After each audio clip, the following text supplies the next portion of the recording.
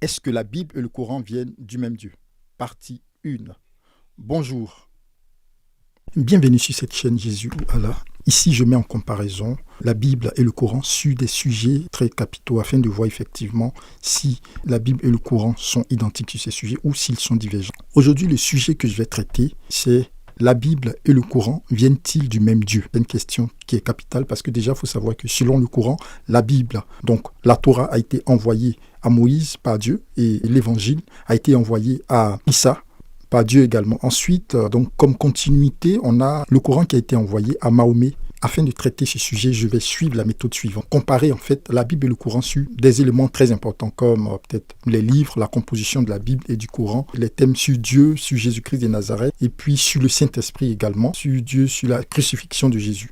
Première chose, si on part sur le principe que Dieu est immuable, si effectivement c'est lui qui a envoyé la Torah, l'Évangile et le Coran, on considère que Dieu est le même dans ces trois livres. Et à la lecture de ces livres, on est confiant que le sens de Dieu ne change pas. Première référence que je veux bien vous partager, Jacques 1, verset 17. Donc, c'est l'épître de Jacques qui dit « Tout don excellent et tout présent parfait descend d'en haut, du Père des Lumières, chez lequel il n'y a ni changement, ni ombre de variation. » Donc, à travers ce verset, on voit directement que Dieu ne peut changer. Il est identique, il reste le même tout au long du temps. Voilà ce qu'il a dit dans la Bible, dans la Torah, il doit avoir une continuité dans l'Évangile et donc une continuité dans le Coran. En ce qui concerne la sourate 5, verset 68, elle dit « Ô gens du livre, vous ne tenez sur rien tant que vous n'observez pas la Torah, l'Évangile et ce qui vous a été révélé de la part de votre Seigneur. » Donc ici, le Coran, dans son chapitre 5 et dans le verset 68, il dit clairement que la Bible, donc puisque là il parle de l'Évangile et de la Torah, donc la Bible est l'élément fondamental pour la bonne conduite des chrétiens. Donc quoi de mieux que de consulter la Bible, donc la Torah et l'Évangile et le Coran, afin de savoir effectivement si on est dans un contexte d'un Dieu qui est identique dans les deux livres, si les deux livres effectivement viennent d'un même Dieu, ou effectivement s'il y a une continuité dans les Écritures en ce qui concerne la Torah, les Évangiles et le Coran. Donc je vais d'abord présenter les deux livres. Parce que déjà au niveau de la présentation, je pense qu'on devrait avoir une cohérence. La Bible est un ensemble composé de 66 livres constitués du Pentateuque ou les livres de Moïse qui parlent de la loi, les livres historiques, les livres prophétiques, les livres poétiques, les évangiles, les lettres et l'Apocalypse. L'ensemble des livres de la Bible a été écrit par 40 auteurs sur environ 1600 ans. Et l'idée centrale de tous ces livres est la promesse du salut par le sacrifice à la croix de Jésus-Christ. Le Coran n'a qu'un seul auteur, Allah.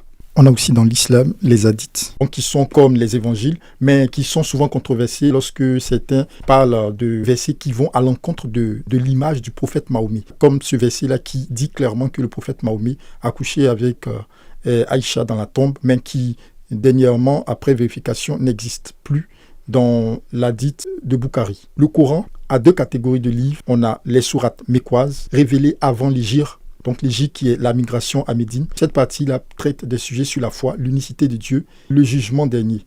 Les sourates médinoises sont révélées après l'Hégire, souvent centrées sur les lois, la vie communautaire, la guerre et la paix. Les musulmans croient dans la Torah et dans les évangiles. Cependant, ils considèrent que ces deux livres ont été falsifiés. Les points communs entre ces deux religions. Entre ces deux religions, on a très peu de points qui sont communs. D'abord, le point qui est le plus essentiel, c'est qu'on a un seul Dieu, Allah pour les musulmans et Jésus-Christ pour les chrétiens. Le retour de Jésus. Donc, les deux religions croient au retour de Issa pour les musulmans et de Jésus-Christ pour les chrétiens, mais un retour qui n'a pas le même sens dans ces deux religions. Pour les chrétiens, Jésus revient pour juger le monde, pendant que pour les musulmans, Jésus revient pour tuer le Jalal et l'existence d'une vie après la mort. Donc, dans les deux livres, on a l'existence d'une vie après la mort. Seulement que cette vie-là, elle est différente en ce qui concerne sa description par l'islam et dans la Bible. Donc, on a le paradis et l'enfer qui sont traités dans les deux livres. Maintenant, les différences. Et c'est là qu'on verra beaucoup de différences entre la Bible et le Coran.